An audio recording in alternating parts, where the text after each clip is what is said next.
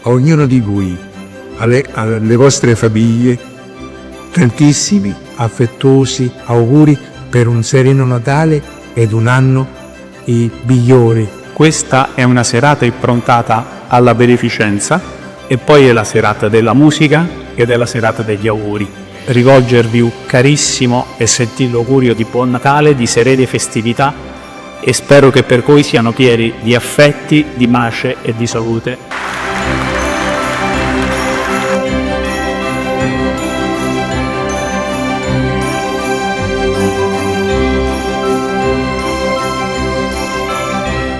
Roma cominciò a risvegliarsi, a riscoprire il suo patrimonio storico e artistico.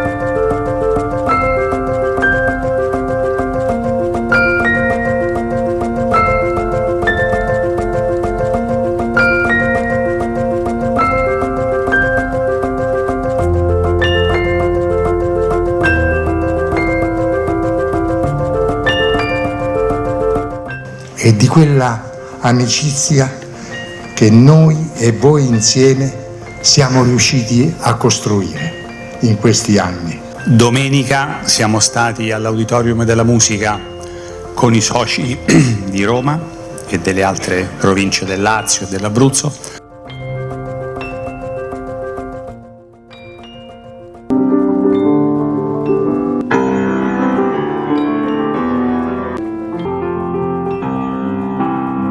Per ringraziarli ancora una volta dell'onore che ci ha fatto di ospitarla davanti a tutti i nostri soci del Veneto, io le voglio consegnare questo libro.